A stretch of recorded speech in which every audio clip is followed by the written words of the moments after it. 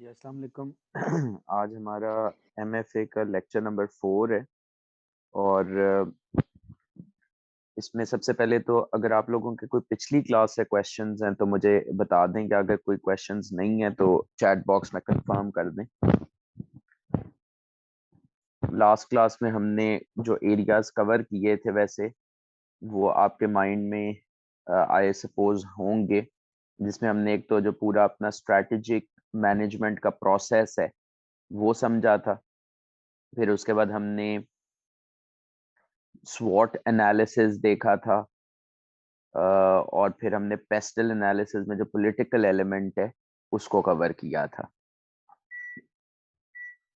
और आज आप देख सकते हैं कि प्रैक्टिकली सिविल अनरेस्ट के रिस्क को ही एड्रेस करने के लिए हमारी क्लासेस जूम पे हो रही हैं, जो कि वैसे फिजिकल क्लासेस हैं। So we are constrained to do that on Zoom. बाकी कोई क्वेश्चन नहीं है। Okay, brilliant. ठीक हो गया सर। फिर आगे इसको कवर करते हैं। अच्छा, हमारे पास अगर आपको याद हो तो क्या था सर, पेस्टल में पॉलिटिकल फैक्टर्स थे। दूसरा अब जो फैक्टर है इकोनॉमिक फैक्टर्स। ये फैक्टर्स मैंने आपके साथ जब ओवरऑल सीन सेट कर रहा था तो डिस्कस भी किया था। अब इसको देख लेते हैं नोट्स से, बुक से, कि ये किस तरह से हैं। अच्छा, जो इकोनॉमिक फैक्टर्स हैं वैसे वो फॉर्मली थॉरोली आपकी बुक के किस चैप्टर में कवर है? चैप्टर 2 में। अभी हम चैप्टर 2 नहीं कवर कर रहे, अभी हम कवर करें चैप्टर 0, सारे एरियाज के, कि जिस एग्जाम फोकस तरीके से एग्जाम में किस तरीके से ये एरियाज टेस्ट होने हैं। तो आपको जो बेस लाइन पता होनी चाहिए इकोनॉमिक एनवायरनमेंट के हवाले से वो इधर कवर्ड है। एक तो चीज इधर अगर आपने नोटिस किया, इकोनॉमिकल नहीं मैंने लिखा, जिस तरह पॉलिटिकल था उस तरह इकोनॉमिकल नहीं लिखा। इसका रीजन क्या है? Why is this incorrect?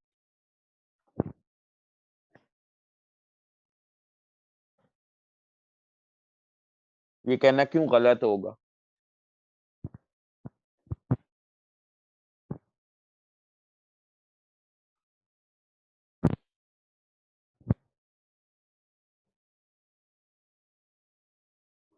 Exactly, economical mean सस्ता। ये जो इकोनॉमिक है ये बेसिकली हम मैक्रो इकोनॉमिक एनवायरनमेंट की बात कर रहे हैं। इकोनॉमिक्स में जो मैक्रो इकोनॉमिक्स थी ना,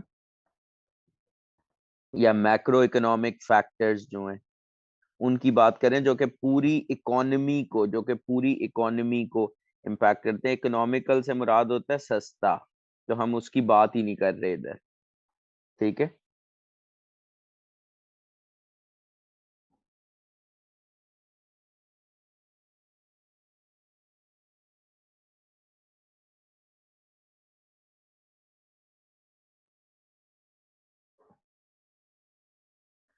तो ये क्या है? ये मैक्रो इकोनॉमिक फैक्टर्स हैं। सही हो गई बात। अच्छा जी। अब the economic environment consists of the economic influences on an entity and the effect of possible changes in economic factors on future business prospect।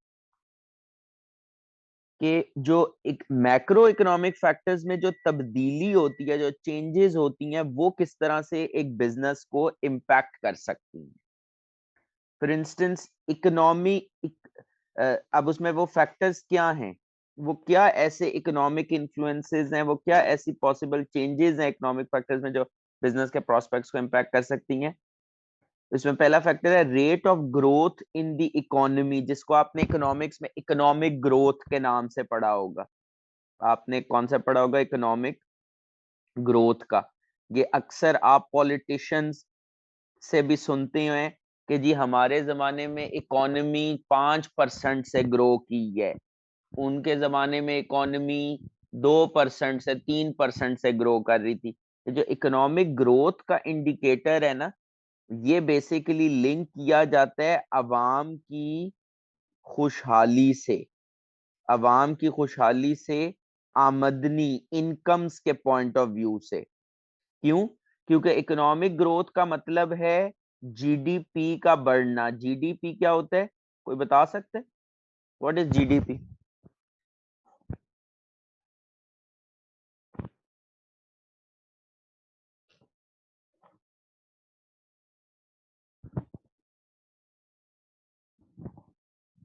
Gross domestic product, मतलब पूरी इकोनॉमी में प्रोडक्शन कितनी हुई, टोटल वैल्यू, जीडीपी से मुराद है total value of goods and services produced in a year, very good. तो production जितनी ज्यादा होगी, एम्प्लॉयमेंट उतनी बढ़ेगी नहीं।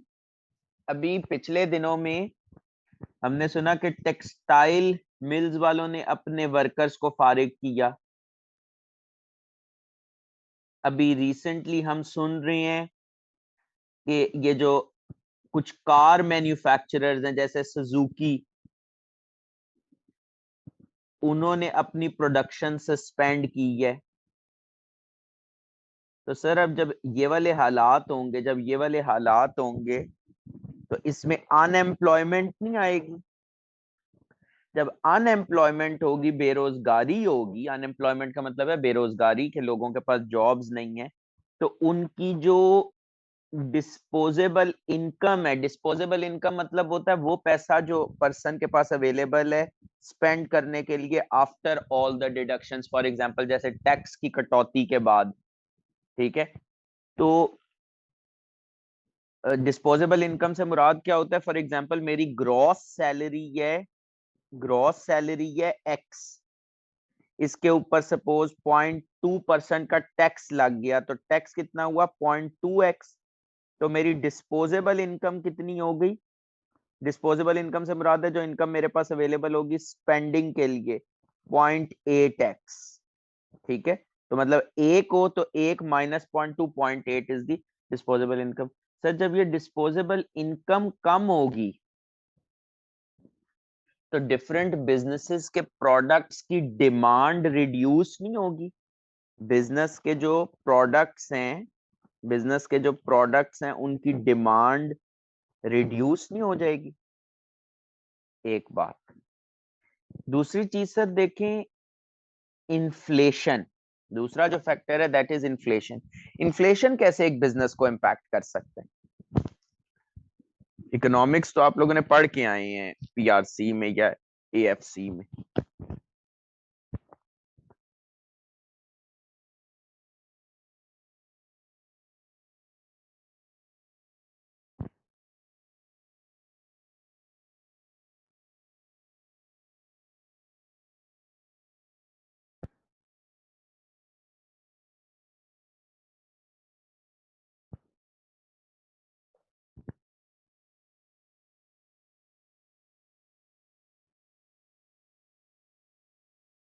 इन्फ्लेशन किस तरीके से इम्पैक्ट कर सकते हैं, हाई प्राइसेस की वजह से, हाई प्राइसेस की वजह से डिमांड में रिडक्शन नहीं आएगी।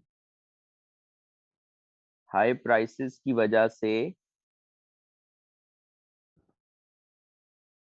डिमांड रिड्यूस हो जाएगी ना, लोगों की परचेजिंग पावर नहीं रहेगी।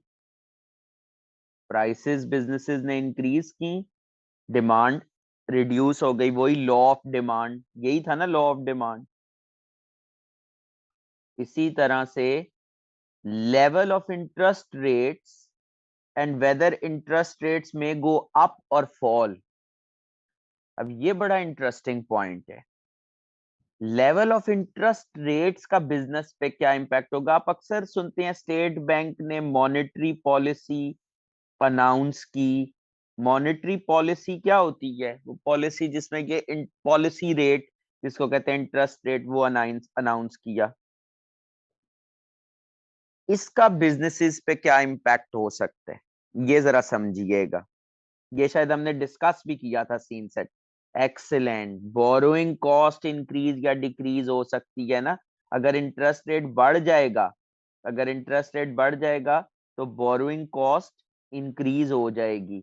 इंटरेस्ट रेट घटेगा, बोरोइंग कॉस्ट डिक्रीज होगी। अब बोरोइंग कॉस्ट का इंक्रीज होना पॉजिटिव फैक्टर है, तो इसको स्ट्रेंथ कह लूं। बोरोइंग कॉस्ट इंक्रीज हो रही है, पॉजिटिव फैक्टर है, तो स्ट्रेंथ कह लूं। जल्दी से बताएं चैट बॉक्स में लिख के, ये बेहोश होके नहीं बैठना। जवाब देने हैं।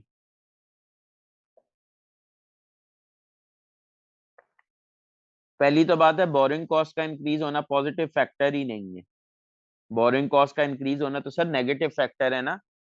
फाइनेंस कॉस्ट बढ़ जाएगी तो प्रॉफिटेबिलिटी रिड्यूस नहीं हो जाएगी। फाइनेंस कॉस्ट बढ़ेगी तो प्रॉफिट्स तो कम हो जाएंगे। तो पहली तो बात है, ये पॉजिटिव फैक्टर है ही नहीं, ये नेगेटिव फैक्टर है। ये कौन सा फैक्टर है? ये नेगेटिव फैक्टर है। पहली तो बात ये हो गई। दूसरा, ये वीकनेस है या थ्रेट है? इंटरेस्ट रेट किसी बिजनेस ने बढ़ाए हैं? This is something that happened outside the external environment, that happened that happened outside the business. तो ये थ्रेट काउंट होगा एग्जैक्टली। तो होश से बैठने। Foreign exchange rates and whether particular currencies are likely to get weaker और stronger. हाँ जी, फॉरेन एक्सचेंज रेट, डॉलर, $1 मिले 225 में, वर्सेस एक, वर्सेस वही डॉलर हो 150 का। बताएं सर, अगर यहां से यहां डॉलर मूव कर जाए तो बिजनेस पॉइंट ऑफ व्यू से क्या इंपैक्ट है?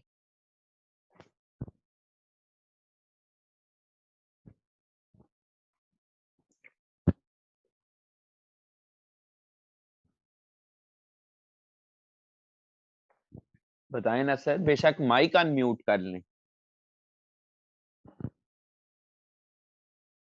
अगर लिखने में दिक्कत है तो माइक अनम्यूट आप कर सकते हैं, कोई इशू नहीं है।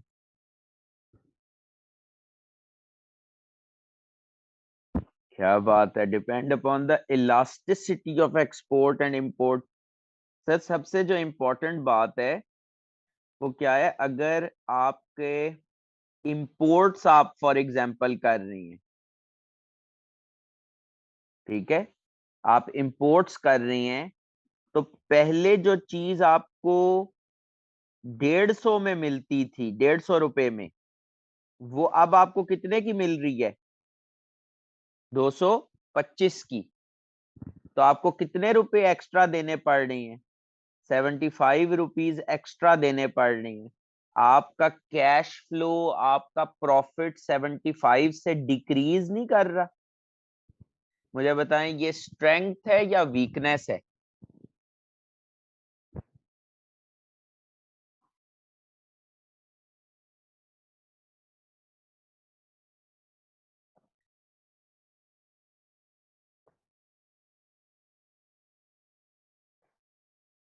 एक्सेलेंट, किसी ने लिखे ना ये स्ट्रेंथ है ना वीकनेस है, ये थ्रेट है। क्यों? क्योंकि ये एक नेगेटिव चीज है जो कि आउटसाइड द बिजनेस हुई है।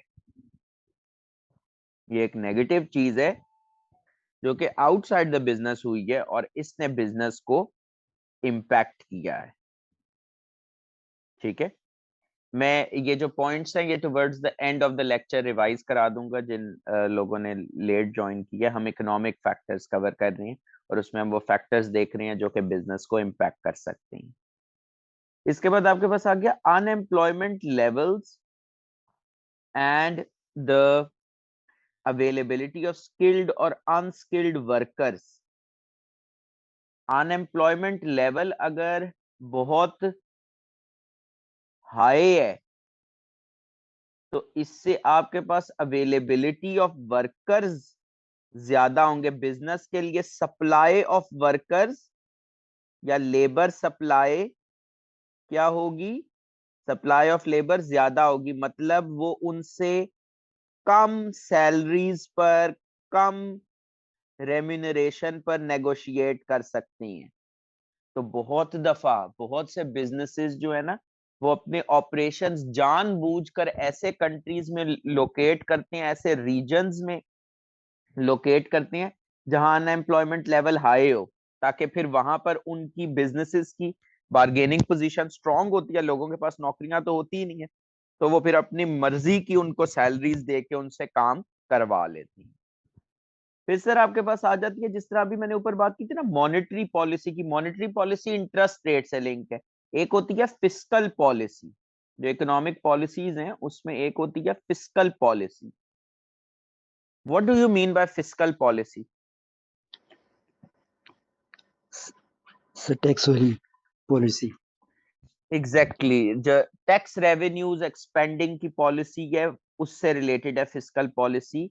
इसमें क्या चीज आती है, जो गवर्नमेंट के टैक्स रेट्स हैं और जो गवर्नमेंट ने सब्सिडीज देनी होती हैं इंडस्ट्री को, टैक्स रेट्स।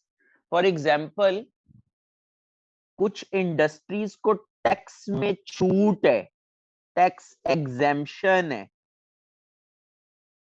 कोई एग्जांपल बता सकते हैं मुझे, आप लोगों ने टैक्स का पेपर पढ़ा हुआ? एक बहुत बड़ी इंडस्ट्री जो है वो एग्जेम्प्ट है टैक्स से, या कोई भी इनकम जो आपको याद हो कि टैक्स में एग्जेम्प्ट काउंट होती है। एक्सीलेंट, एग्रीकल्चर इनकम, कोई टैक्स नहीं है।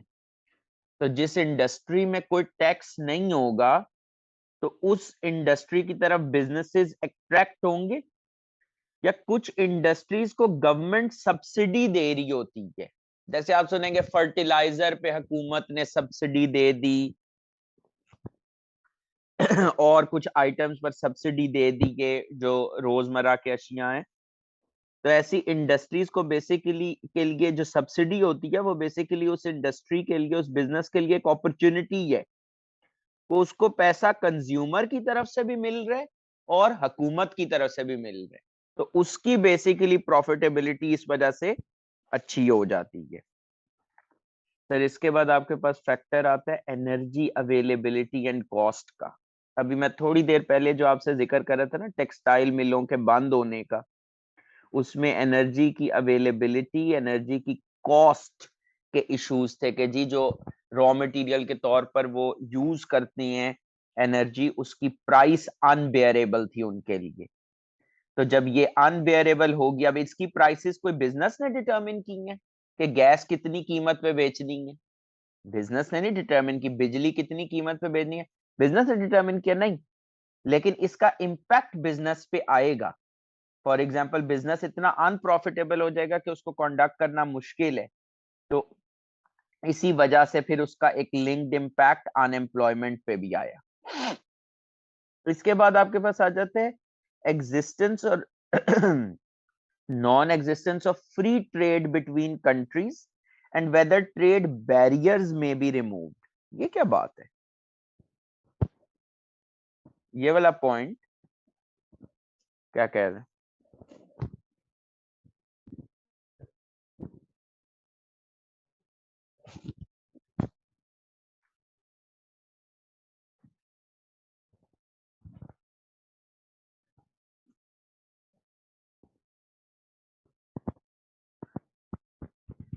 अच्छा, एक कॉन्सेप्ट पहले समझ लें, free trade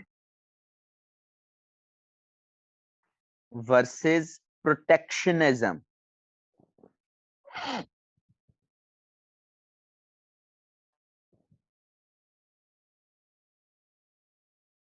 free trade versus protectionism.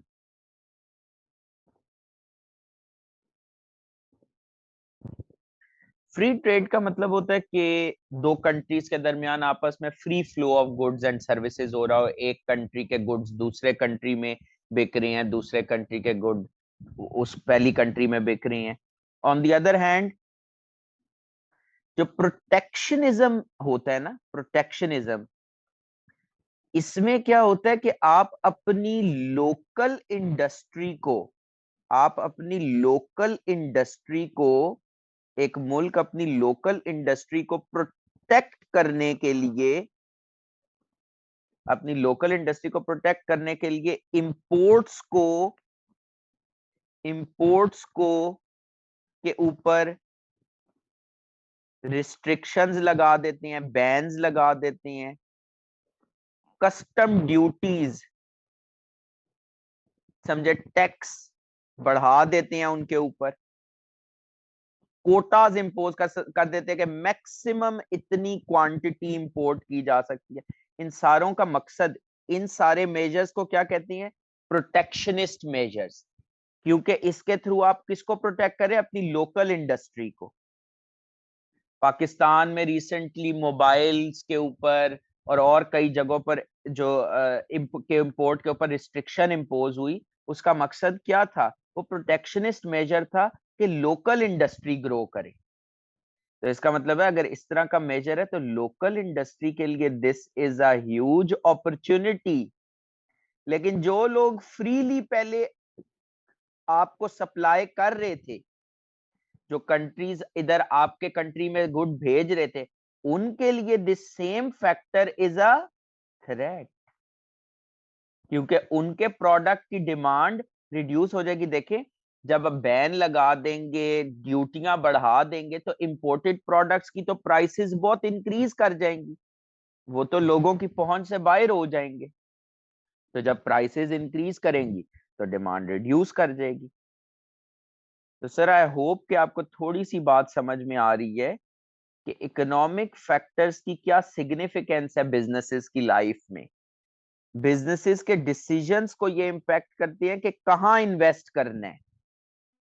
तो बेसिकली बिजनेसेस वहीं इन्वेस्ट करते हैं जहां पर इकोनॉमी स्ट्रांग हो, economic friendly policy, business friendly economic policies हो, टैक्स इंसेंटिव्स अवेलेबल हो।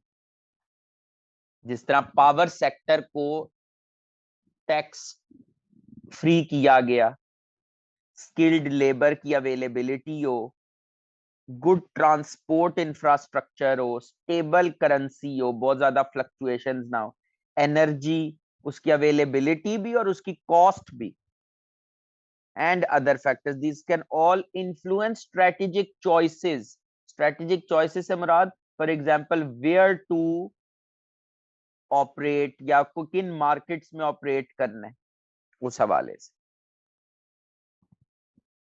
किसी को इकोनॉमिक फैक्टर्स में कोई कंफ्यूजन है तो प्लीज मुझे बता दें, एल्स चैट बॉक्स में कॉन्फर्मेशन दे दें कि ऑल इज क्लियर, तो हम नेक्स्ट पॉइंट पे मूव करें, that is the social factors.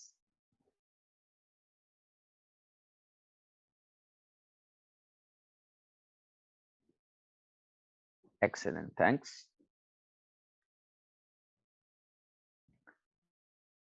Okay जी, all is well, so let's proceed to the next element of PESTLE. हम पढ़ बेसिकली क्या रहे हैं? अच्छा, लास्ट में अपॉर्चुनिटी और थ्रेट वाला बता दूं सर। लास्ट में जो अपॉर्चुनिटी और थ्रेट वाला है वो इस तरह से है कि अगर आपकी लोकल इंडस्ट्री को प्रोटेक्ट किया जाएगा। अब लोकल इंडस्ट्री को कैसे प्रोटेक्ट किया जा रहा है कि इंपोर्ट्स को ना की प्राइस बढ़ा दी जाए। अब इंपोर्ट्स की प्राइस कैसे बढ़ाई जाएगी? उनकी कीमतें, उनके ऊपर ड्यूटियां, कस्टम ड्यूटी लगा दी कि गाड़ी एक्स प्राइस की है, उसके ऊपर 100%, अभी वो मैं रिसेंटली देख रहा था, पता नहीं को, अब वो पता नहीं कितना ऑथेंटिक था, को 500% टैक्सेस हैं इंपोर्टेड कार्स के ऊपर। तो उसका इम्पैक्ट बेसिकली क्या है कि प्राइस इंक्रीज हो जाएगी। तो इंपोर्टेड प्रोडक्ट की जब प्राइस इंक्रीज होगी तो डिमांड रिड्यूस हो जाएगी। तो ये जो बाहर वाले मैन्युफैक्चरर्स हैं जो आपको सेल कर रहे हैं, जिन कंट्री से आप इंपोर्ट कर रहे हैं, उनकी जब डिमांड रिड्यूस होगी तो ये इस तरह की बैन्स और कस्टम ड्यूटीज और कोटाज, ये उनके पॉइंट ऑफ व्यू से तो एक थ्रेट है। लेकिन जो आपकी लोकल इंडस्ट्री, मतलब कोई लोकल कार असेंबलर्स होंगे, तो उनके लिए ये एक अपॉर्चुनिटी है, क्योंकि अब उनके प्रोडक्ट की प्राइस क्योंकि कम होगी, उसके ऊपर इस तरह की कस्टम ड्यूटीज और कोटाज वगैरह की कोई रिस्ट्रिक्शंस नहीं है। तो उनके प्रोडक्ट की डिमांड इंक्रीज करेगी, मतलब उनके प्रोडक्ट की अपॉर्चुनिटी इंक्रीज करेगी। क्लियर है ये बात अब?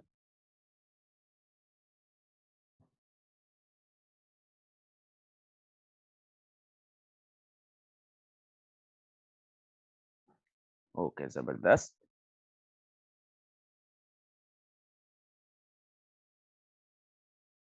अच्छा जी, अब हम आ जाते हैं सोशल फैक्टर्स पे। हम पढ़ क्या रहे हैं? हम पढ़ रहे हैं पेस्टल। हमने इसका पॉलिटिकल पढ़ लिया, हमने इसका इकोनॉमिक पढ़ लिया, अब हम इसका पढ़ने लगे हैं सोशल। अब हम इसका पढ़ने लगे हैं कौन सा एलिमेंट, इसका जो सोशल एलिमेंट है वो पढ़ने लगे हैं। ठीक हो गई बात। सोशल वैसे आपकी बुक आई कैप के स्टडी टेक्स्ट में किस चैप्टर में कवर्ड है, चैप्टर नंबर 3 में। वहां पर तो हम इसको तफसील से पढ़ेंगे, लेकिन एक हेलीकॉप्टर व्यू ले लेते हैं। ये जो मैं यहाँ पर आपको सारे फैक्टर्स कवर करवा रहा हूँ ना, शॉर्ट शॉर्ट, ये एक क्वेश्चन पेपर में आता है पेस्टल एनालिसिस के, जी पेस्टल एनालिसिस करें, ये उस क्वेश्चन के लिए बेसिकली आपको प्रिपेयर कर। Factors in the social and cultural environment include the following: values, attitudes, beliefs of customers, employees and the public.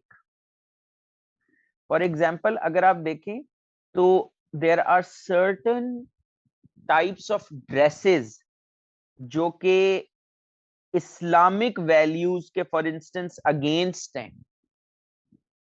तो वो यहां पर उन ड्रेसेस की डिमांड नहीं होगी। ठीक है। इसी तरह जो patterns of work and leisure हैं, such as the length of the working week and popular views about what to do during leisure time, ये फैक्टर्स बड़े आजकल इंपॉर्टेंट है। For example patterns of work में इवन एक concept जो Covid के times में इंट्रोड्यूस हुआ, WFH, वर्क फ्रॉम होम। अब जब वर्क फ्रॉम होम स्टार्ट हुआ ना सर, तो बहुत से बिजनेसेस को इसके अंदर भी एक अपॉर्चुनिटी नजर आई। वो क्या अपॉर्चुनिटी नजर आई कि जब लोग घर से काम करेंगे तो उनको घर में सारे इंस्ट्रूमेंट्स चाहिए। फॉर एग्जांपल डेस्क चाहिए, ऑफिस डेस्क जो है, एक मिनी ऑफिस बहुत से लोगों ने घरों में क्रिएट किया।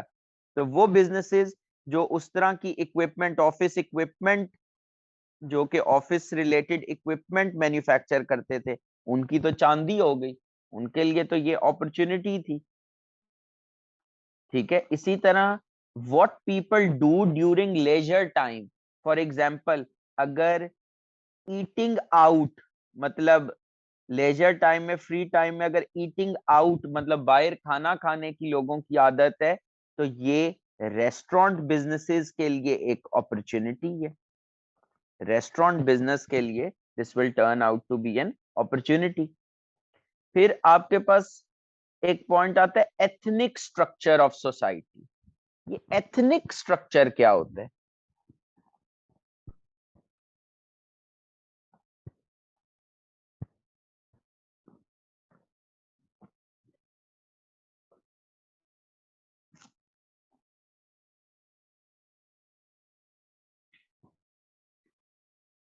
What is ethnic structure?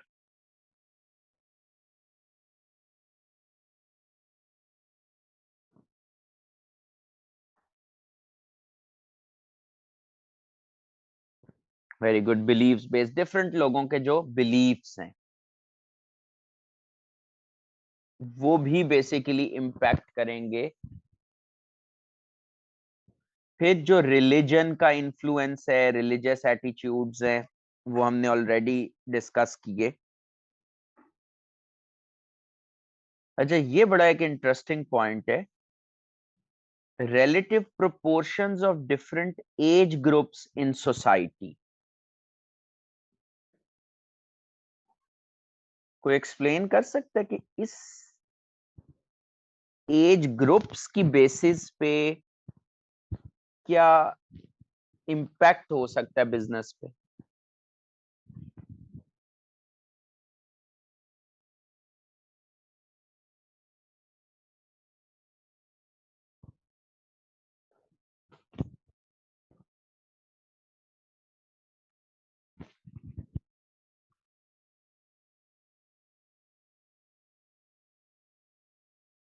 Very good. बच्चे ज्यादा हैं तो जो आपकी फॉर एग्जांपल चिल्ड्रन से रिलेटेड जो भी इंडस्ट्री है, for example toys, for instance clothes, वो सारी इंडस्ट्रीज जो कि चिल्ड्रन के प्रोडक्ट्स में डील करती हैं, all those industries are going to grow. अगर आपकी यंग पॉपुलेशन, यंग लॉट ज्यादा है, तो उसका भी बिजनेस पे बड़ा इंपैक्ट है। एक तो more people available for employment,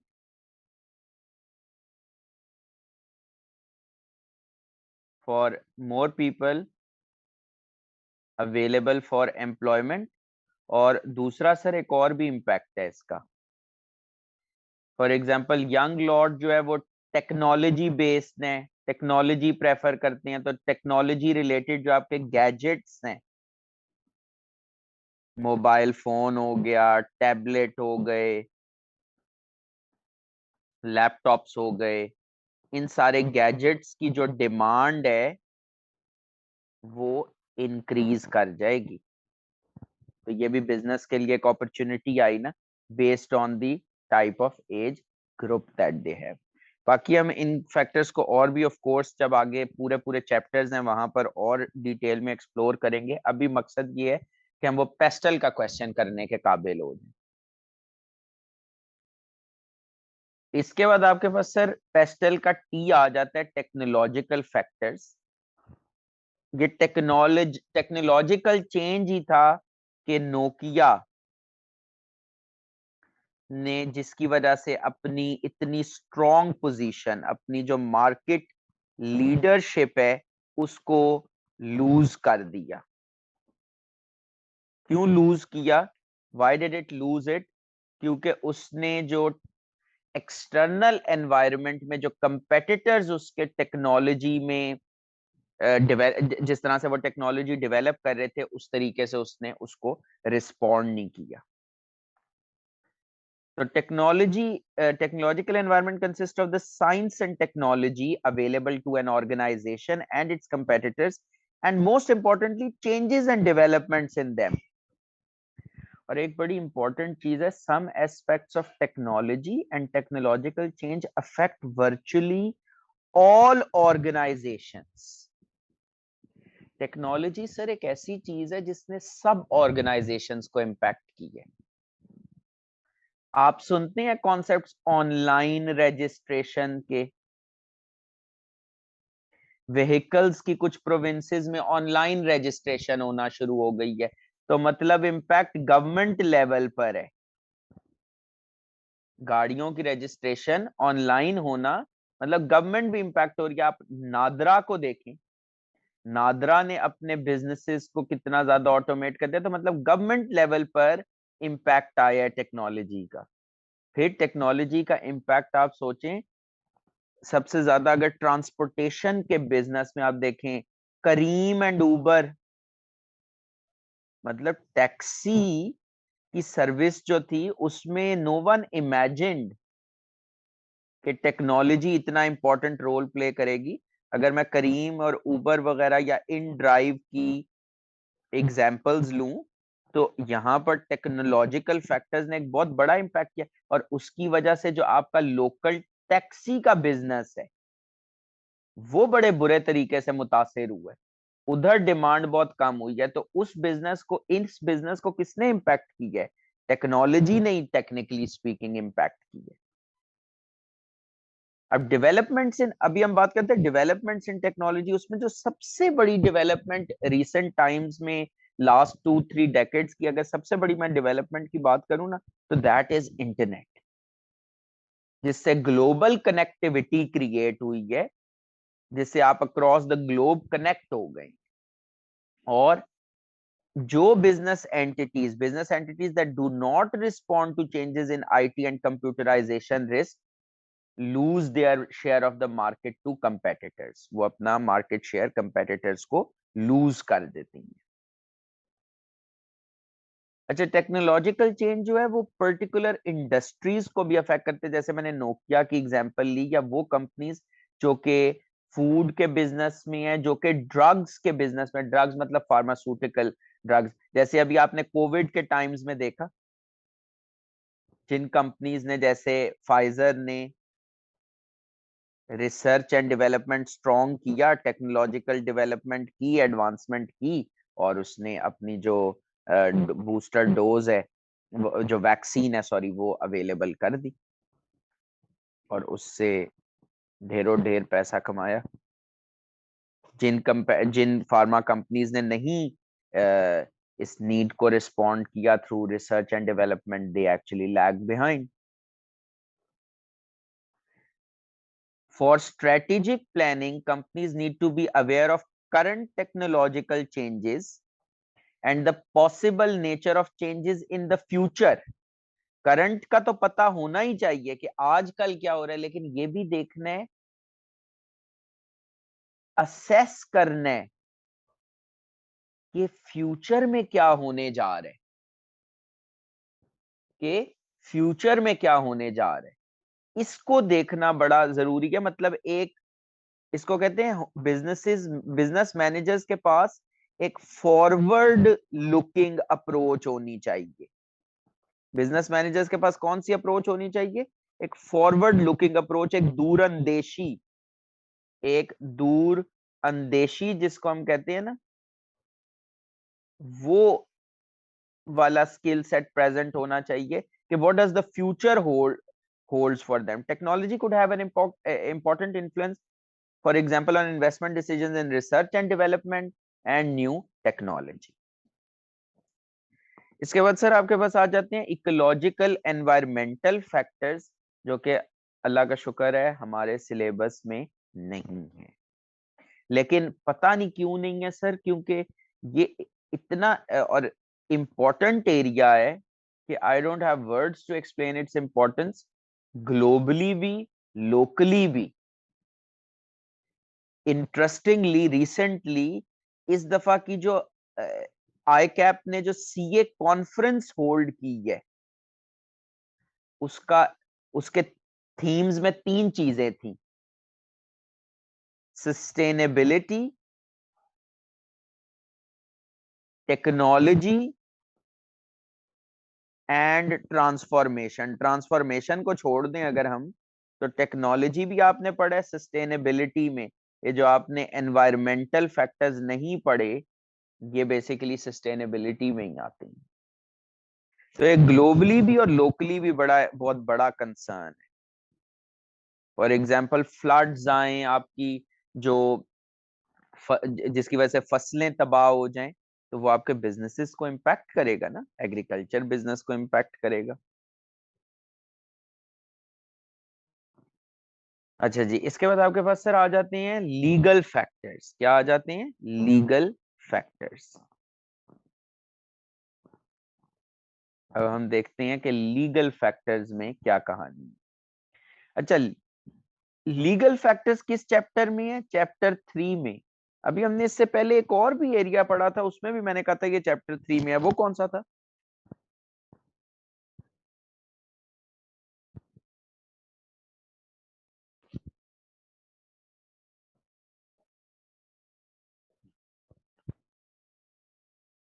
very good, social factors.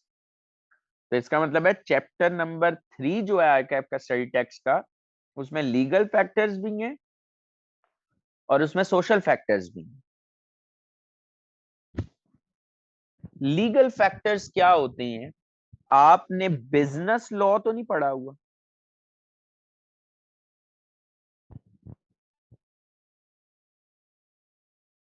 आपने कंपनी लॉ का तो नहीं सुना हुआ?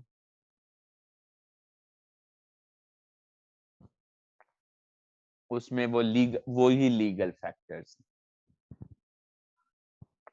ये बिजनेस लॉ और कंपनी लॉ जो है वो बिजनेसेस बनाती हैं ना, खुद कंपनीज बनाती हैं ना।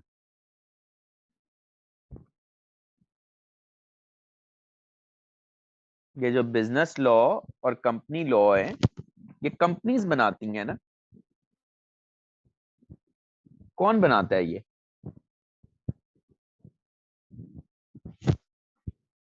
लॉ का मतलब क्या होता है? कानून।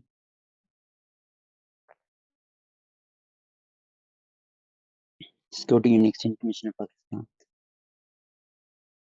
तो कानून बनाना प्रिंसिपली जिम्मेदारी है किसकी? पार्लियामेंट ऑफ पाकिस्तान की। आप सुनते हैं कानून साजी पार्लियामेंट का काम है। कानून साजी से मुराद होता है, कानून साजी से मुराद होता है कानून बनाना। तो कानून बनाना किसका काम हुआ सर? पार्लियामेंट ऑफ पाकिस्तान का। कानून बनाना सर किसका काम हुआ? कानून बनाना काम हुआ पार्लियामेंट ऑफ पाकिस्तान का। ठीक हो गई बात? तो इसका मतलब है अगर वो कोई ऐसा कानून बनाते हैं, अगर वो कोई ऐसा कानून बनाते हैं जो कि बिजनेस के इंटरेस्ट के खिलाफ है, तो वो वीकनेस होगा या थ्रेट होगा?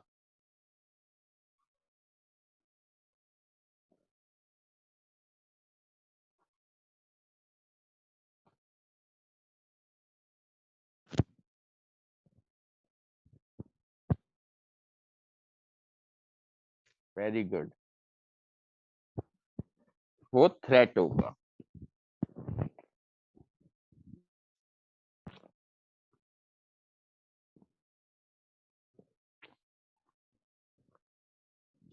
The legal environment consists of the laws and regulations affecting an entity and the possibility of major new laws or regulations in the future। कि फ्यूचर में कौन कौन से कानून आ रहे हैं, कौन सी चीजें हैं जो पड़ी हुई हैं, चल रही हैं, अभी कानून इन प्रोसेस है, उनको बेसिकली बिजनेसेस ने देखना होता है। फिर अगर आपके इंटरनेशनल ऑपरेशन है तो आपको दूसरे मुल्कों के कवानीन का भी ख्याल रखना होगा। ठीक है? Laws and regulations vary between different countries although international regulation is accepted in certain areas of commercial activity such as banking। आप बैंकिंग में ना देखेंगे हमारे ये जो अकाउंट नंबर्स हैं, आजकल आपको दिया जाता है IBAN नंबर। ये internationally accepted bank account number है। Strategic decisions by an entity might be affected by legal considerations. अब जो लॉज एंड रेगुलेशंस होते हैं ना एक मुल्क के, वो भी देखे जाते हैं डिसीजन मेकिंग के टाइम पे। फॉर इंस्टेंस ये कुछ एग्जांपल्स मैंने इधर इंक्लूड की हैं कि एक कंपनी है जो सपोज USA में बैठी है, उसने इन्वेस्टमेंट करनी है, उसके पास पैसे हैं फालतू। उसने कहा कि मेरे पास ऑप्शंस हैं कि मैं पाकिस्तान में इन्वेस्ट करूं, या मैं इंडिया में इन्वेस्ट करूं, या मैं बांग्लादेश में इन्वेस्ट करूं। तो ये जो डिसीजन है ये वो किस बेसिस पे लेगी? एक बेसिस क्या हो सकती है? टैक्स। कहां पर टैक्स सिस्टम फेवरेबल है, कहां पर फॉर एग्जांपल टैक्स रेट्स ज्यादा है या कम है? कम है। Decisions to relocate operations from one country to another could be affected by differences in the employment law in the two countries or by new employment legislation। ये बात क्या है? आप USA की कंपनी के सपोज ऑपरेशंस थे UK में, ठीक है?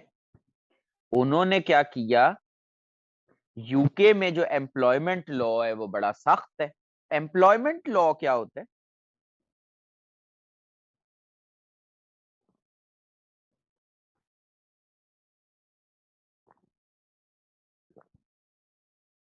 फैक्ट्री थी यूके में, यूके से मूव करके पाकिस्तान ले आए। क्या बेसिस होगी डिसीजन की? कि इधर एम्प्लॉयमेंट लॉ शायद इतना स्ट्रांग नहीं होगा, इधर एम्प्लॉयमेंट लॉ स्ट्रांग होगा। एम्प्लॉयमेंट लॉ होता है जिसमें एम्प्लॉयज की प्रोटेक्शन के हवाले से लेजिस्लेशन होती है। For example minimum wage Pakistan में कम है, तो कंपनी के लिए जो कॉस्ट ऑफ डूइंग बिजनेस है, कॉस्ट ऑफ प्रोडक्शन है, कंपनी की जो कॉस्ट ऑफ प्रोडक्शन है वो रिड्यूस हो जाएगी ना सर। इसी तरह in many industries, companies are faced with environmental legislation or health and safety legislation affecting the ways in which they operate as well as the design of the products they make and sell. Environment related laws के अगर आपने environment को, company के ऊपर कानून है, even Pakistan में भी ये कानून एग्जिस्ट करते हैं कि अगर आपने एनवायरमेंट को खराब किया तो उसके लिए आपको फाइन्स और पेनल्टीज फिर पे करने पड़ेंगे। फिर कुछ इंडस्ट्रीज होती हैं जहां पर हेल्थ एंड सेफ्टी एक बड़ा क्रिटिकल फैक्टर होती है, सेफ्टी एक बड़ा कंसर्न होता है। फॉर एग्जांपल जैसे अगर कोई आप ऐसे खतरनाक किस्म के मटेरियल्स यूज कर रहे हैं प्रोडक्शन में, तो वो बेसिकली एरिया इम्पैक्ट कर सकते हैं। या जैसे आप माइनिंग इंडस्ट्री की जैसे एग्जांपल ले लें, वहां पर हेल्थ एंड सेफ्टी एक बहुत बड़ा कंसर्न है। कोई पावर प्लांट आप चला रहे हैं, वहां पर हेल्थ एंड सेफ्टी बहुत बड़ा कंसर्न है। कोई रेडियो एक्टिव सब्सटेंसेस के साथ डील कर रहे हैं, जैसे ये वो एटॉमिक बॉम्ब वगैरह या उस तरह की कोई चीजें हैं, तो वहां पर हेल्थ एंड सेफ्टी एक बड़ा इंपॉर्टेंट कंसर्न है। यूरेनियम वगैरह के साथ, वेरी राइट, एक्सेलेंट एक्सेलेंट। आप डील करें इस तरह के हैजर्डस सब्सटेंसेस जो कि इंसानी जान को बड़ा नुकसान पहुंचा सकते हैं, तो वहां पर फिर आपकी हेल्थ एंड सेफ्टी लॉज जो हैं बड़े स्ट्रांग होते हैं।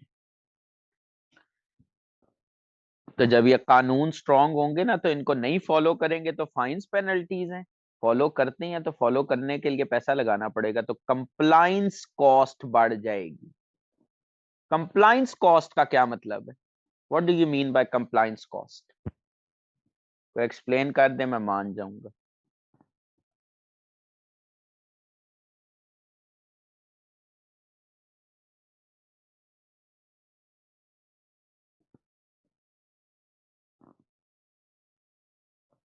लॉज को फुलफिल करने की कॉस्ट, लॉज को फुलफिल करने की कॉस्ट,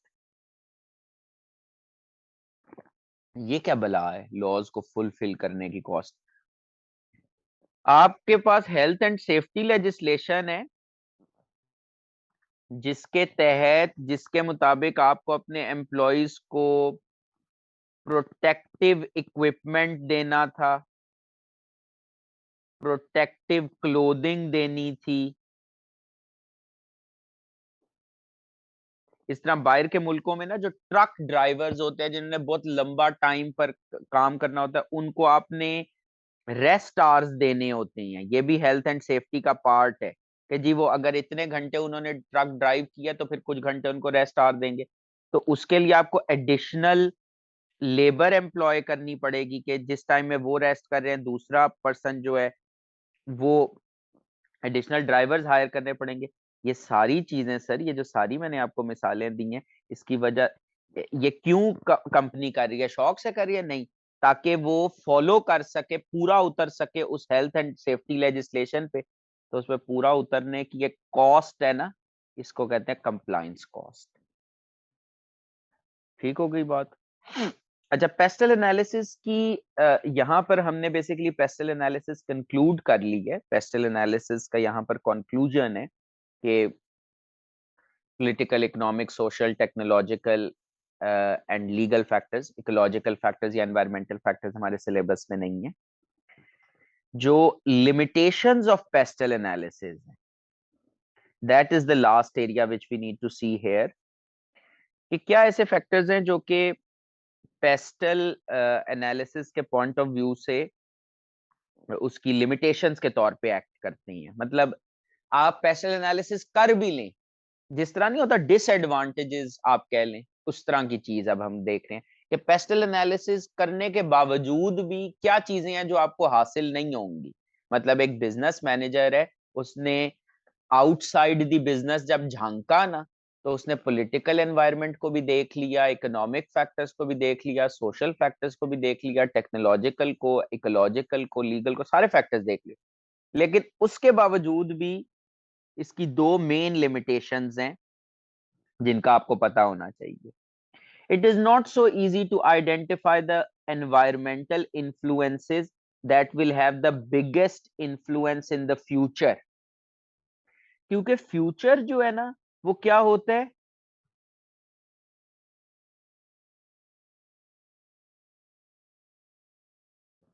अनसर्टन। फ्यूचर क्या होता है सर? फ्यूचर होता है अनसर्टन। अब अगर मैं ये कह रहा हूं कि फ्यूचर होता है अनसर्टन, अगर फ्यूचर होता है अनसर्टन, अनसर्टन का मतलब होता है गैर यकीनी की सूरत हाल। क्या होता है?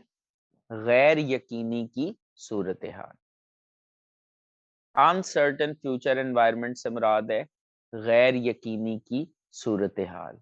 अब जब गैर यकीनी की सूरत हाल होगी, जब कभी भी गैर यकीनी की सूरत हाल होगी, तो इन दैट सिचुएशन आपको प्रिडिक्ट नहीं कर सकते। आपने कुछ पॉलिटिकल फैक्टर्स आइडेंटिफाई किए, कुछ इकोनॉमिक फैक्टर्स, कुछ सोशल, कुछ टेक्नोलॉजिकल, इनमें से कौन से फैक्टर्स हैं जो ज्यादा इंपॉर्टेंट हैं, ये पेस्टल एनालिसिस नहीं आपको करके देगा। यहां पर बिजनेस मैनेजर को अपनी जजमेंट यूज करनी पड़ेगी। पेस्टल एनालिसिस सिर्फ आपको एक लिस्ट ऑफ फैक्टर्स जनरेट कर देगा। It does not provide an assessment of environmental influences. It is use for qualitative but analysis but not for quantification. ऊपर वाले पॉइंट से लिंक लिमिटेशन है कि आप एक पॉलिटिकल फैक्टर है, फॉर एग्जांपल एक लीगल फैक्टर है, से मिनिमम वेज लेजिस्लेशन आ रही है, ठीक है, अभी आपको ये नहीं पता कि फाइनली क्या मिनिमम वेज डिटरमिन होगी, तो आप इसका exact impact on your cost calculate नहीं कर सकते, लेकिन आपको ये पता है कि कॉस्ट पे इसका एक नेगेटिव इम्पैक्ट आएगा। तो ये बेसिकली क्या है, ये हैं लिमिटेशंस ऑफ पेस्टल एनालिसिस। किसी को कोई शक, कोई कंफ्यूजन इस पूरे टॉपिक में?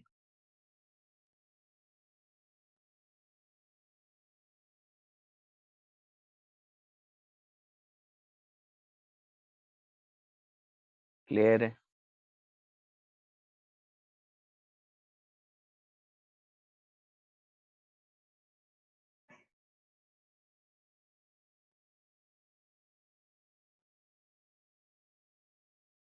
अच्छा जी, हमने एक क्वेश्चन मैंने आपको एज होमवर्क दिया था,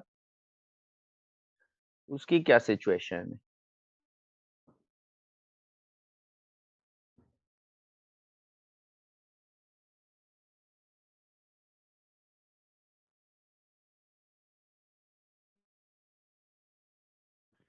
जी सर, हमारे पास बेसिकली एक क्वेश्चन था, प्रैक्टिस क्वेश्चन इंटरनल एनालिसिस पे, ठीक है, और इस क्वेश्चन में बेसिकली एक बड़ी सी केस स्टडी थी, जो कि ऑफ कोर्स इस लेंथ की केस स्टडी मैंने शुरू में ही आपको बताया था कि आपके पास नहीं आएगी पेपर में, लेकिन समझिए आपके पेपर के 5-6 सवालों के बराबर केस स्टडी है, तो हमारे इस एक क्वेश्चन को करके 5-6 क्वेश्चंस प्रैक्टिस हो रहे हैं। रिक्वायरमेंट जरा देखें। Using the information provided in the scenario, मतलब अपनी जनरल नॉलेज से आंसर नहीं लिखना।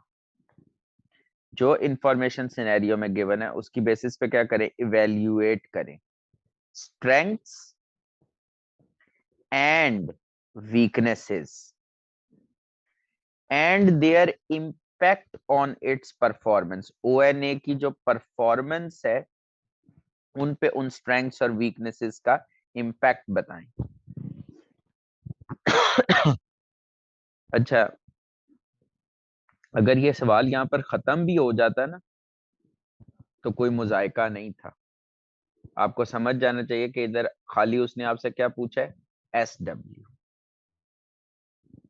लेकिन फिर भी एग्जामिनर ने क्लैरिटी के लिए क्या कहा, please note that opportunities and threats are not required in your evaluation. Opportunities threats required नहीं है आपके यहाँ इवैल्यूएशन। तो इसका मतलब है खाली इंटरनल फैक्टर्स पे फोकस होगा।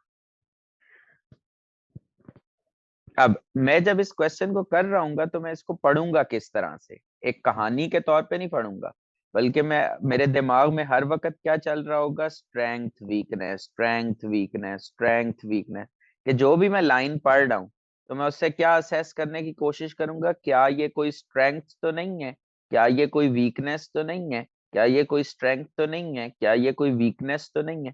ये मेरी डायमेंशन होगी। ये जो पहला पैराग्राफ था इसमें आपको कोई स्ट्रेंथ या वीकनेस तो नहीं मिली?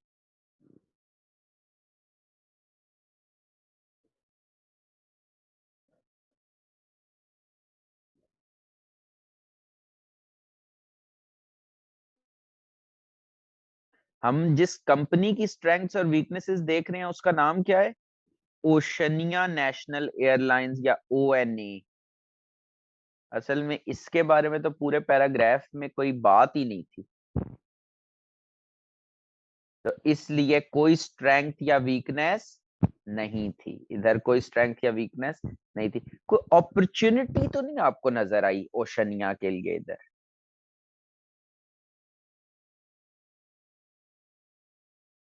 अपॉर्चुनिटी हमने लिखनी तो नहीं है वैसे, लेकिन वैसे ही पूछ रहा हूँ ताकि प्रैक्टिस हमारी अपॉर्चुनिटीज की भी हो जाए। को अपॉर्चुनिटी तो नहीं नजर आई ओशनिया नेशनल एयरलाइंस के लिए?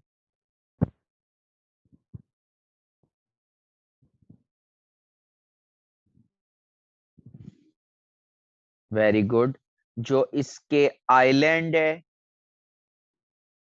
वो हो गया, एयरपोर्ट्स हो गए, प्लस सर क्या हुआ है, बिजनेस और लेजर ट्रेवल में to and from Oceania booming growth है। ट्रेवल बर्ड है, मतलब लोग बिजनेस पर्पसेस के लिए भी और लेजर पर्पसेस मतलब एंजॉयमेंट पर्पसेस के लिए भी ट्रेवल ज्यादा करनी है। तो सर ये एक एक्सटर्नल फैक्टर नहीं है आउटसाइड द एनवायरनमेंट जिसकी वजह से बेनिफिट ONA को भी मिलेगा टूरिज्म की टर्म्स में? लेकिन ये सब हमने पेपर में, ये अपॉर्चुनिटी है, ये अपॉर्चुनिटी है, और ये हमने पेपर में नहीं लिखनी, ये हमने पेपर में, ये हमने पेपर में नहीं लिखनी, क्योंकि सवाल में उसने हमारे से क्या पूछा है, स्ट्रेंथ्स वीकनेसेस, स्ट्रेंथ्स वीकनेसेस। अगले पैराग्राफ में आए तो आपके पास मार्केट सेक्टर्स हैं, इधर आपको कोई स्ट्रेंथ या वीकनेस मिली?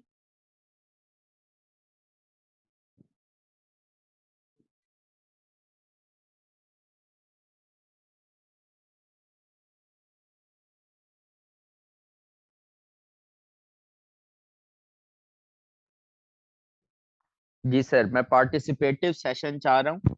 ऐसे नहीं ये मैंने नहीं सिर्फ बोलना, आप लोगों ने मुझे बताना है इसमें।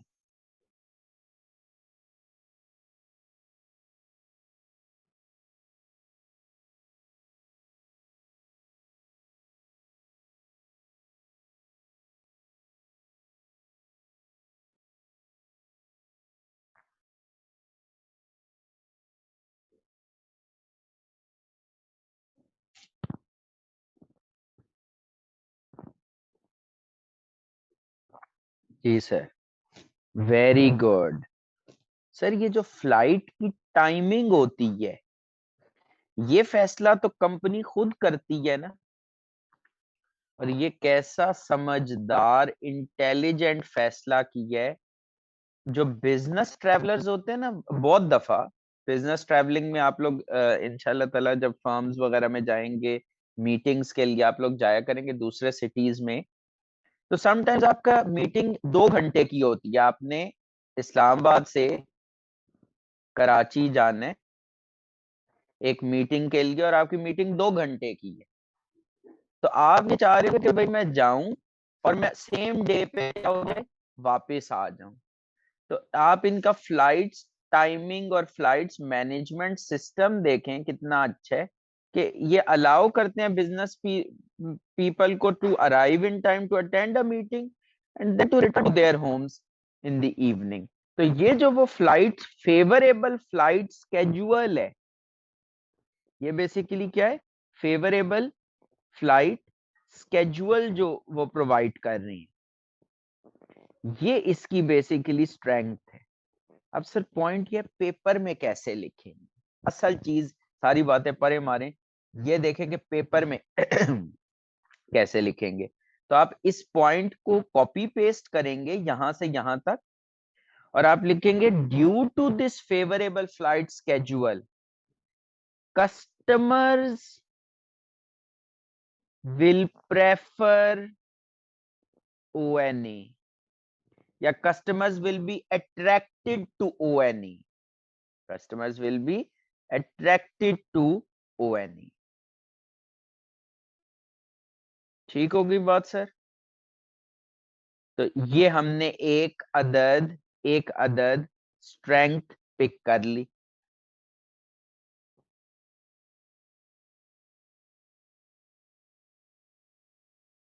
अब यहां पर तो मेरे ख्याल में स्ट्रेंथ्स की भरमार थी। इस पोर्शन में केस स्टडी के स्ट्रेंथ्स की भरमार थी।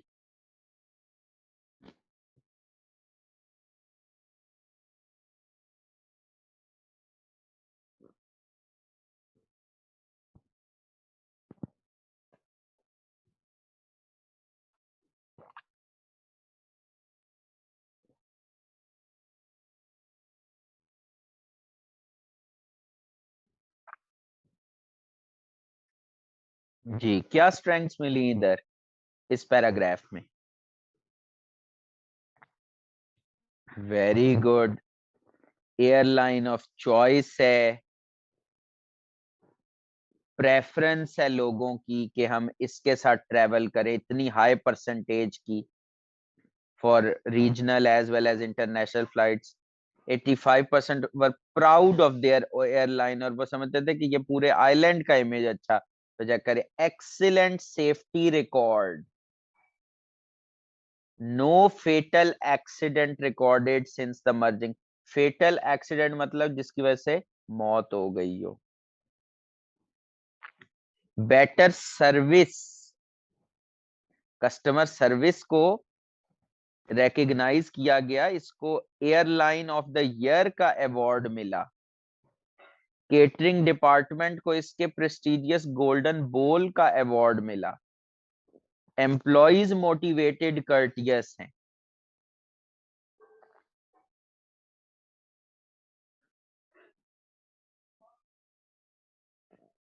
एक्सीलेंट एम्प्लॉयर इसको ट्रीट किया जाता है। अबव इंडस्ट्री एवरेज सैलरीज देते हैं। तो मोटिवेशन तो होगी ना सर, ये सारी क्या हैं, ये सब स्ट्रेंथ्स। अब आपने लिखना कैसे है, मिसाल के तौर पे मैं एक पॉइंट आपको बताऊं, एक्सीलेंट सेफ्टी रिकॉर्ड है, ये आप छाप देंगे सिनेरी आंसर में अपने के ONE। अगर इसको लिखने की बारी आए ना, तो आप क्या करेंगे, आप इस तरह छापा लगाएंगे कि ONE has excellent safety record which will give, sorry, excellent safety record। ये आपने, ये वाला जो पार्ट है, ये सिनेरियो से, ये वाला जो पार्ट है, ये आपने सिनेरियो से कॉपी पेस्ट किया, ठीक है। ONE has excellent safety record. अब अगली बात जरा देखें,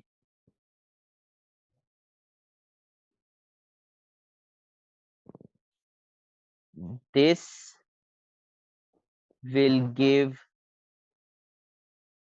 कॉन्फिडेंस टू द कस्टमर्स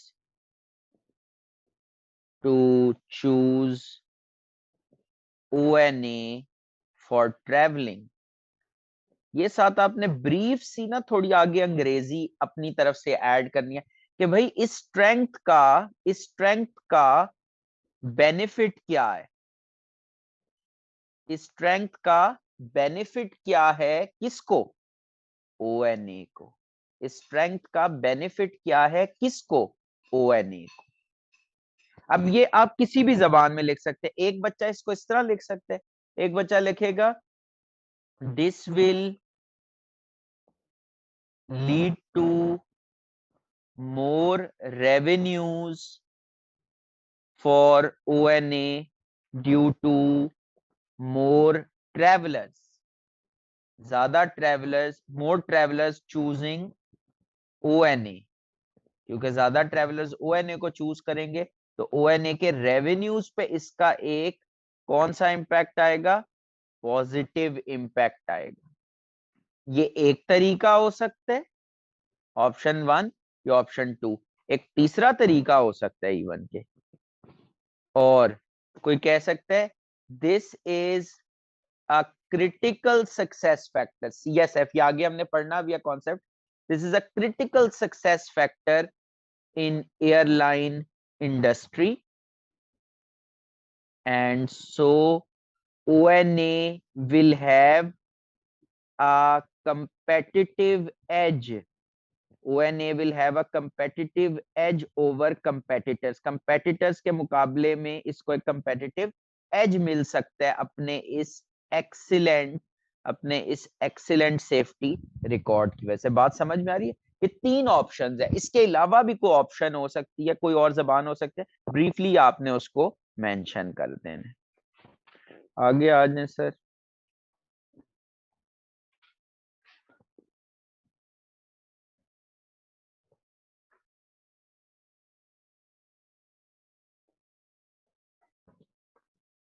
अच्छा, अब यहाँ पर ना कुछ पॉइंट्स में, जी जी मैं शेयर करूंगा इसका सोल्यूशन भी। कुछ पॉइंट्स में ये जैसे हमने बात की अबव इंडस्ट्री एवरेज सैलरीज, इससे एक एंगल तो चले मोटिवेशन का है,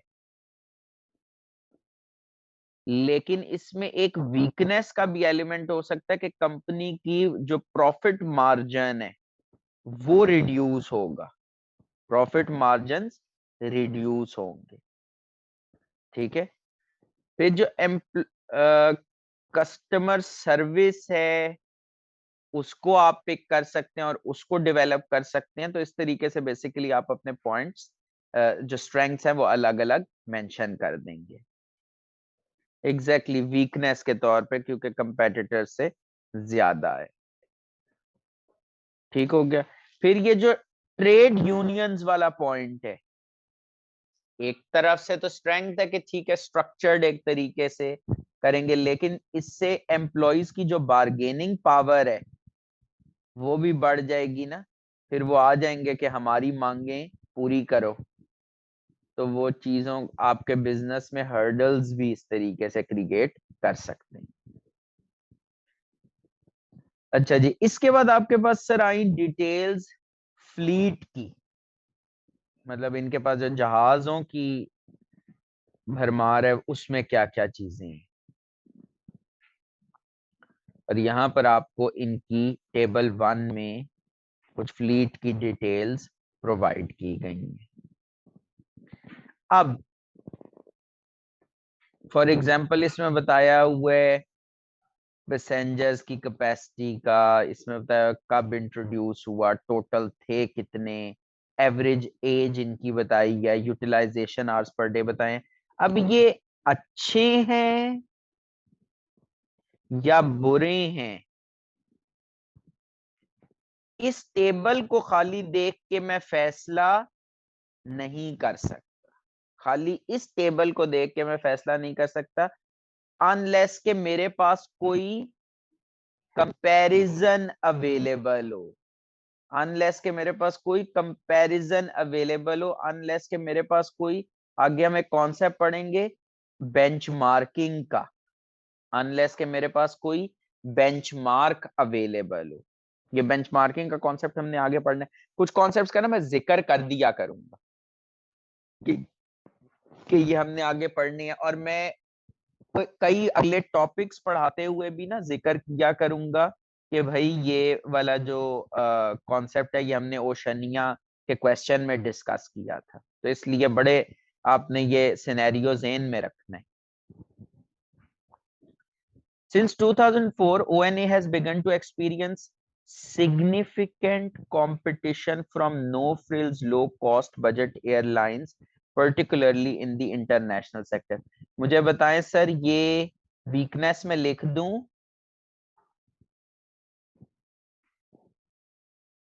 ना ना ना ना ना, ये वीकनेस में नहीं लिखना, आपने बिल्कुल सही पिक किया। ये आपने लिखना है थ्रेट में। ये कहाँ लिखना है आपने? ये आपने लिखना है थ्रेट में। ये लिखा जाएगा थ्रेट में। क्यों? कंपेटिटर जो है वो तो बिजनेस के बाहर बैठा हुआ था, तो something in the external environment जो कि आपके बिजनेस को नेगेटिवली इंपैक्ट कर रही है, तो वो वीकनेस नहीं होगी, वो थ्रेट होगा। ये मैं अपने आंसर में लिखूंगा? मैं ये अपने आंसर में नहीं लिखूंगा, क्योंकि क्वेश्चन में सिर्फ स्ट्रेंथ्स और वीकनेसेस पूछी हुई।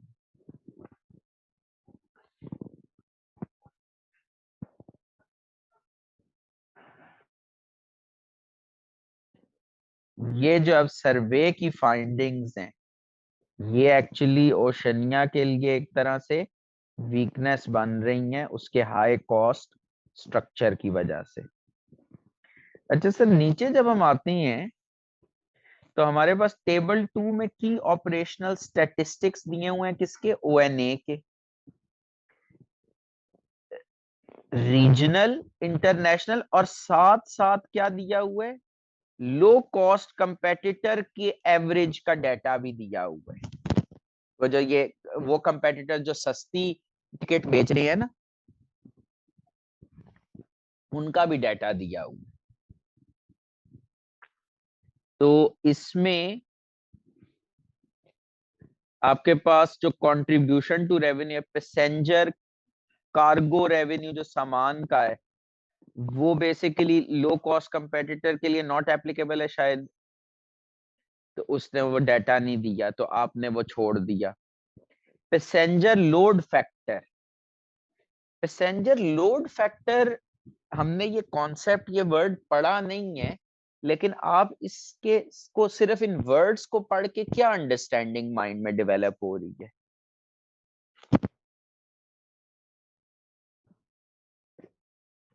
ये पैसेंजर्स का वजन कितना होगा, कितना वो जहाज पे लोड डालेंगे।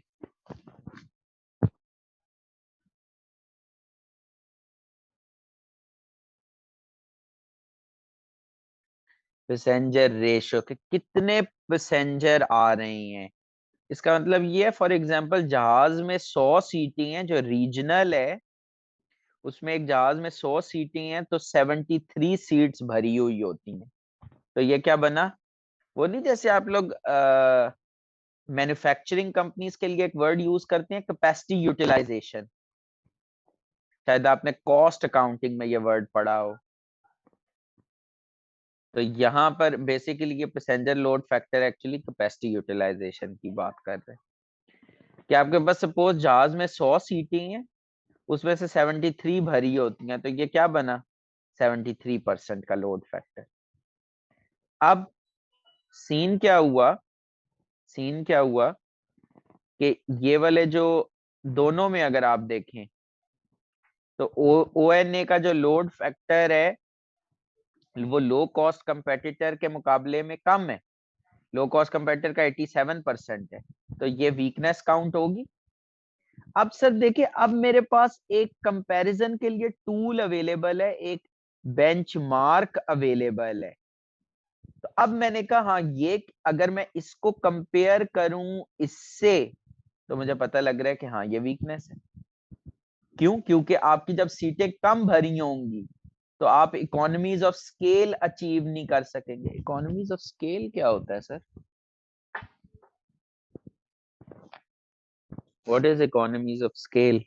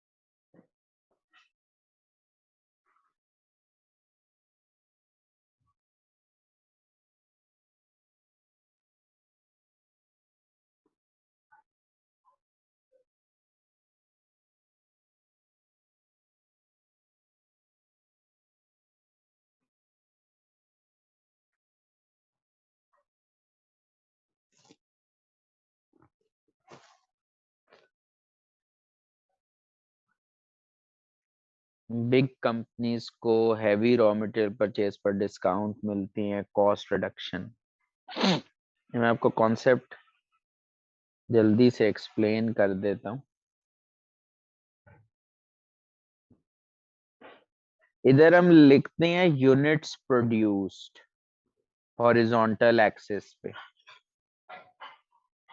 और इधर हम बनाते हैं फिक्स्ड कॉस्ट का ग्राफ। तो फिक्स्ड कॉस्ट सेम रहती हैं, यूनिट्स जितने भी होंगे, सपोज 10 यूनिट्स होते हैं, 20 होते हैं, 30 होते हैं, 40 होते हैं, 50 होते हैं, तो जो फिक्स्ड कॉस्ट है वो तो कांस्टेंट रहेंगी। लेकिन जो फिक्स्ड कॉस्ट, ये तो टोटल फिक्स्ड कॉस्ट है, ये वाला जो ग्राफ है ये किसके, टोटल फिक्स्ड कॉस्ट का। अब मैं अगर इधर बनाता हूं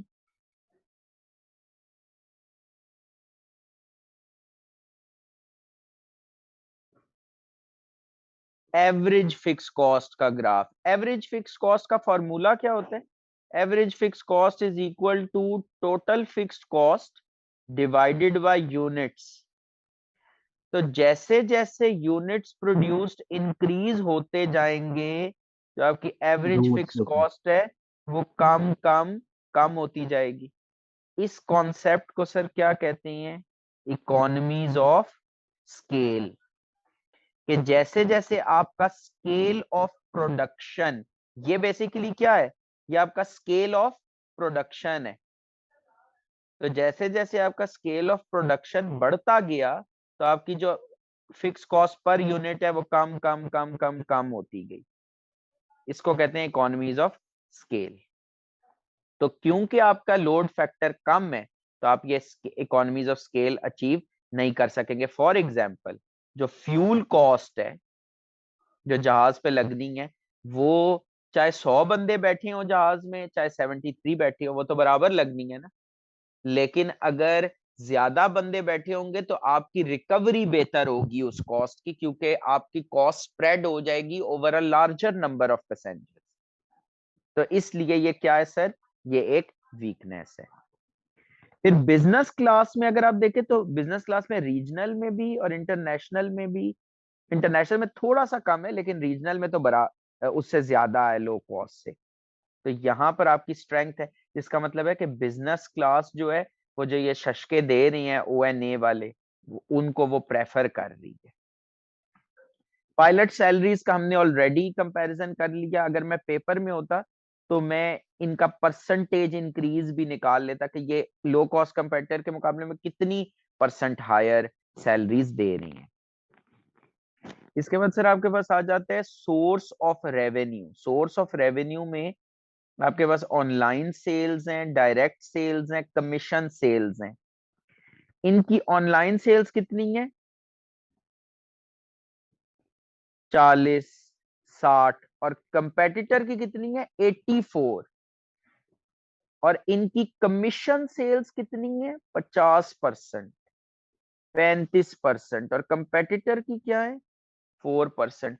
तो सर कमीशन सेल्स में तो आपको कमीशन पे, एजेंट पे डिपेंडेंसी होगी ना, दिस इज अ वीकनेस। और एक तो एजेंट पे डिपेंडेंसी है, मतलब ONA डिपेंड कर रहा है कि एजेंट इनका टिकट बेचेगा या नहीं। और दूसरा एक और भी मसला है कि आपकी कॉस्ट भी तो होगी ना, कमीशन की जो कॉस्ट है।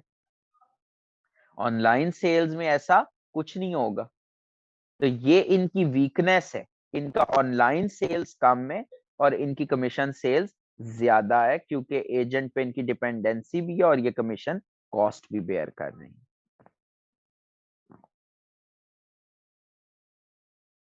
अच्छा, फिर वेबसाइट से रिलेटेड कुछ मसले बताए गए हैं। Website does not currently allow passengers to check in online, a facility provided by some competitors। तो देखिए अब बेंचमार्क हमारे पास अवेलेबल है कि बाकी कंपेटिटर्स ये check in online facility provide कर रही हैं। बाकी कंपेटिटर्स ये check in online facility provide कर रहे हैं, हम नहीं कर रहे, तो ये क्या काउंट करेगी, ये एक वीकनेस काउंट करेगी।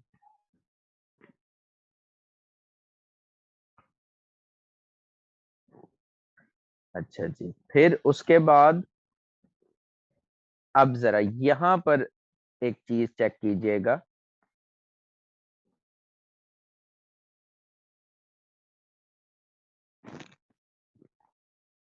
ये वीकनेस होगी।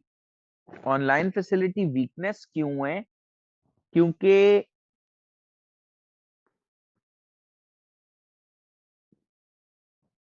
ये एक ऐसी चीज है जो कि कंपनी कर सकती थी। कंपनी की वेबसाइट जो है ना, ओएनए की जो वेबसाइट है, वो तो ओएनए के कंट्रोल में है ना, कि उसमें क्या फीचर्स होने चाहिए, क्या नहीं होने चाहिए, within the control of ONA. तो इसलिए ये क्या काउंट करेगा? एक इंटरनल फैक्टर काउंट करेगा, एक वीकनेस काउंट करेगी। ठीक है, अच्छा जी। इसके बाद आपके पास सर एक चीज आ जाती है, ये जो आखिरी पैराग्राफ है। In the last 3 years, the financial performance of ONA has not matched its operational success. ये बड़े मजे की बात है कि फ्रॉम एन ऑपरेशनल पर्सपेक्टिव तो ONA A1 गया है, लेकिन फाइनेंशियल पर्सपेक्टिव से ONA की परफॉर्मेंस अच्छी नहीं रही। ऑपरेशनल सक्सेस के क्या एविडेंस है आपके पास इस केस स्टडी में कि ये ऑपरेशनल, इसने अपने ऑपरेशंस बड़ा सक्सेसफुली कंडक्ट किए हैं? What evidence is there in the case study?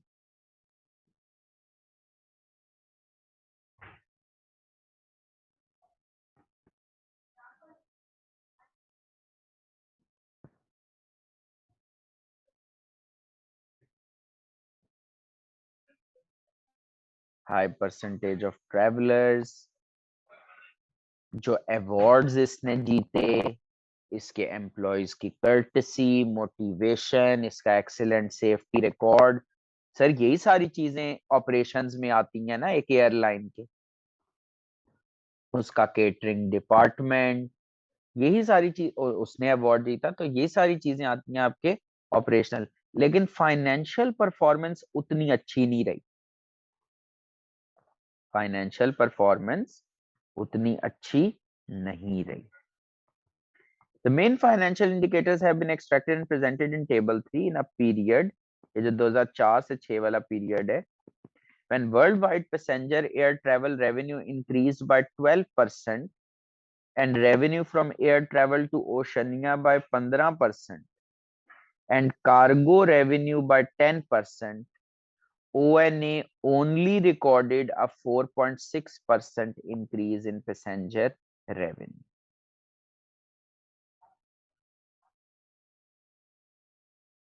अब यहां पर वो क्या बता रहे कि पैसेंजर रेवेन्यू में जो 15% का इंक्रीज था ओशनिया में, और ओएनए ने कितना परसेंटेज इंक्रीज है? 4.6%। क्योंकि लाइक विद लाइक कंपैरिजन होना चाहिए ना, तो मुझे इसको 4.6 को 15% से कंपेयर करना, ये 12% से क्यों नहीं कंपेयर कर रहे?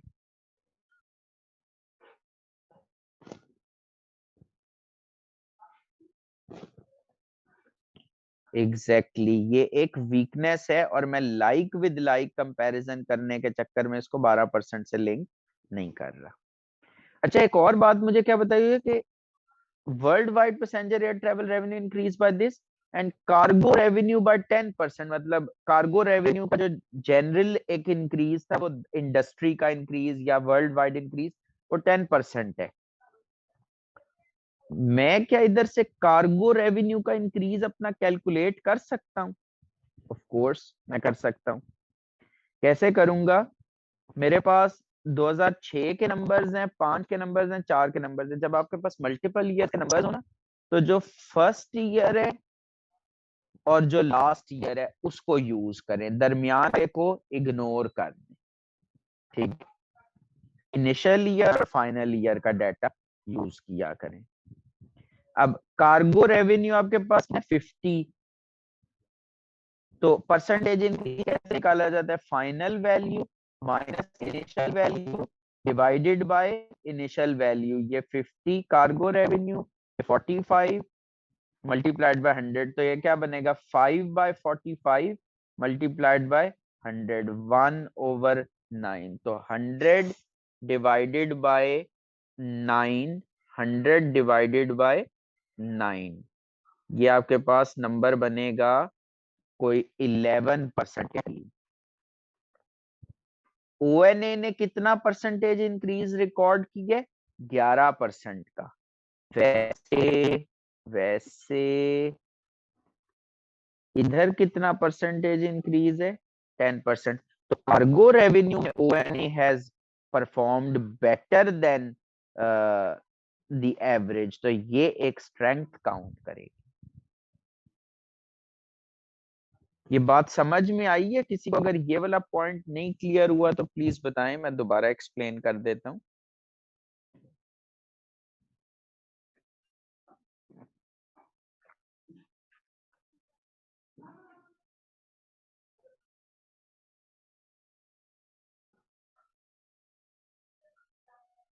कोई भी स्टूडेंट जिसको इसमें कोई कंफ्यूजन हो प्लीज बताइए।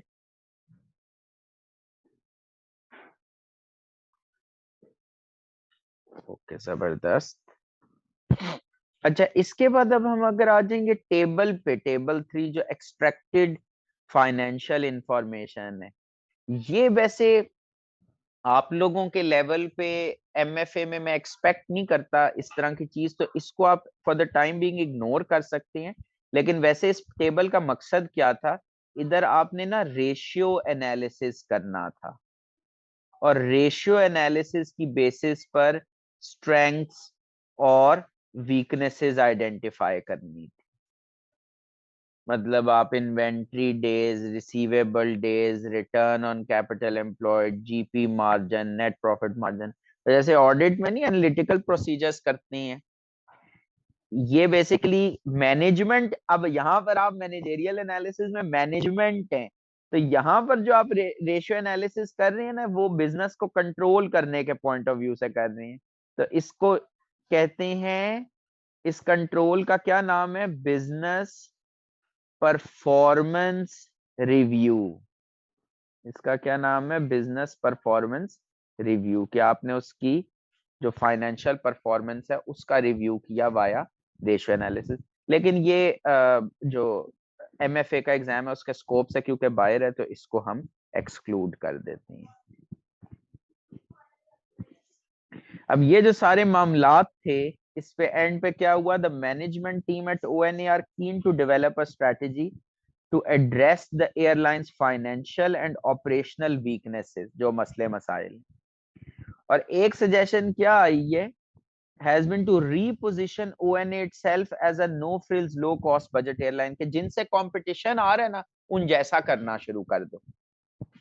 However, this has been angrily dismissed by the CEO as likely to lead to an unnecessary and bloody revolution that could cause the death of the airline itself। उन्होंने कहा ये इतनी बड़ी तब्दीली है ना कि इससे ओएनए का कबाड़ा हो जाएगा, तो हम ये अफोर्ड नहीं कर सकते। ठीक हो गई बात सर? इधर आपने इससे कुछ भी नहीं उठाना रिगार्डिंग वीकनेसेस एंड स्ट्रेंथ्स। जी सर, कोई शक, कोई कंफ्यूजन इस क्वेश्चन के हवाले से?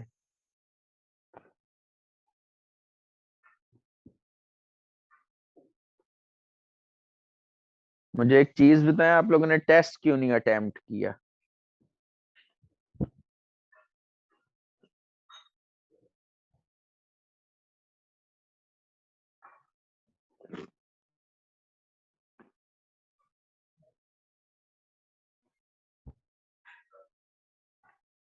किए अटेम्प्ट?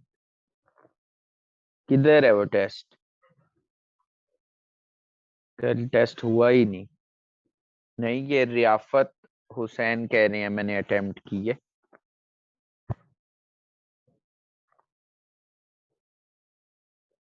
तो ये इन्होंने कैसे अटेम्प्ट किया है, रियाफत हुसैन ने?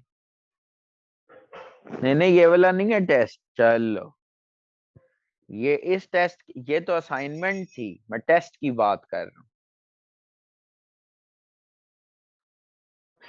चलें, अब मैं ना ऐसा करूंगा कि ग्रुप में टेस्ट भेज दूंगा, है तो वो क्योंकि सिनेरियो बेस्ड क्वेश्चन तो आप कहीं से छापा तो लगा नहीं सकती हैं। तो वो आपने जो टेस्ट है ना, वो मंडे को बस अब्दुल समद को हैंड ओवर कर देना है। अब्दुल समद काइंडली मुझे ना फिर आप वो दे दीजिएगा, मंडे को आपने इनको हैंड ओवर कर देना है। मैं ग्रुप में वो क्वेश्चन पेपर शेयर कर रहा हूँ।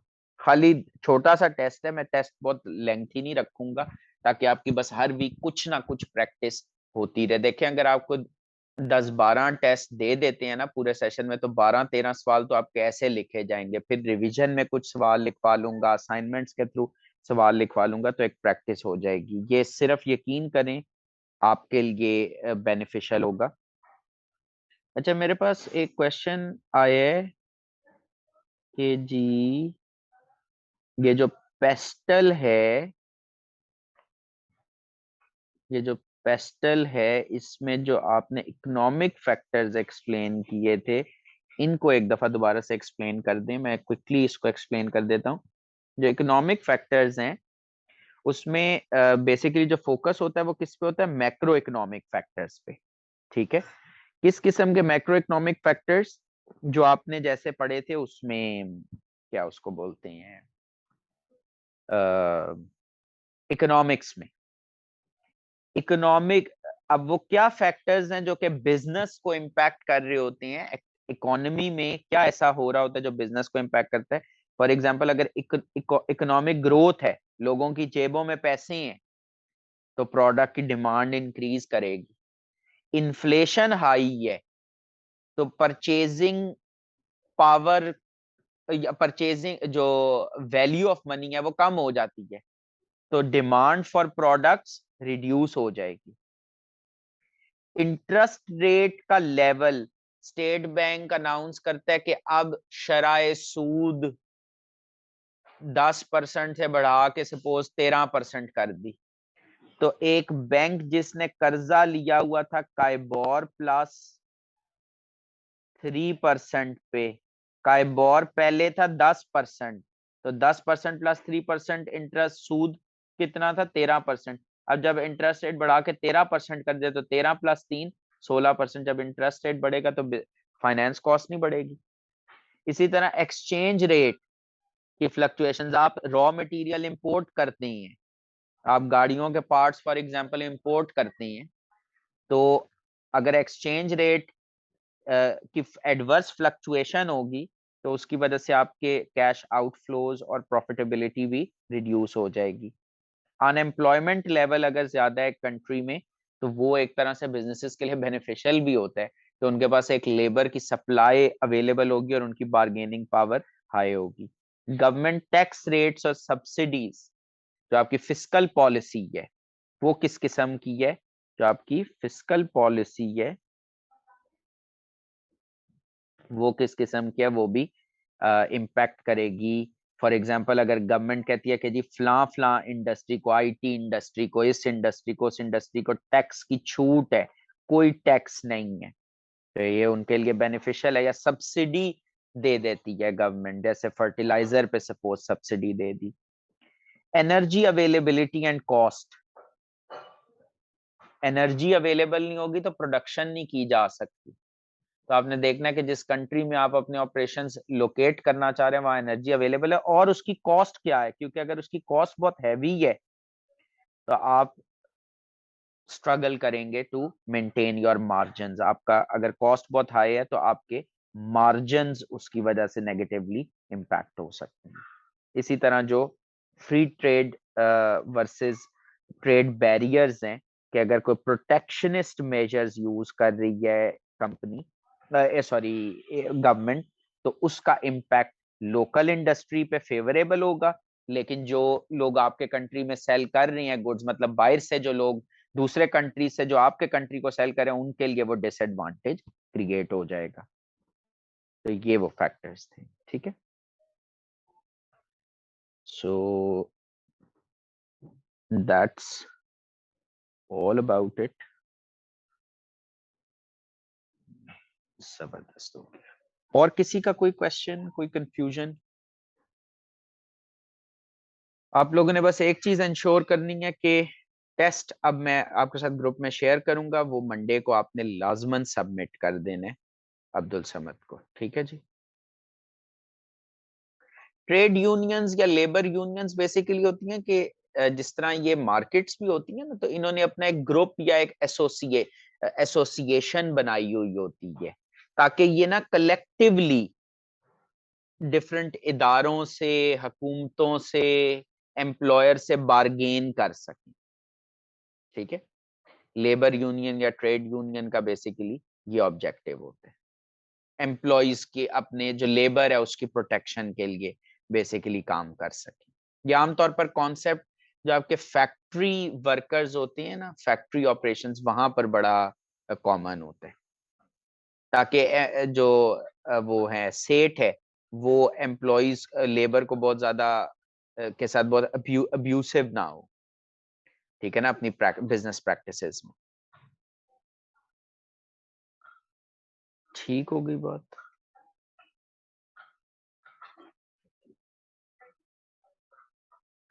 चल ठीक हो गया सर, फिर हम आज की क्लास को कंक्लूड करते हैं इंशाल्लाह ताला। अल्लाह ताला खैर रखे, next time we will be having physical class इंशाल्लाह। सी यू देन, अपना ख्याल रखिएगा, अल्लाह हाफिज।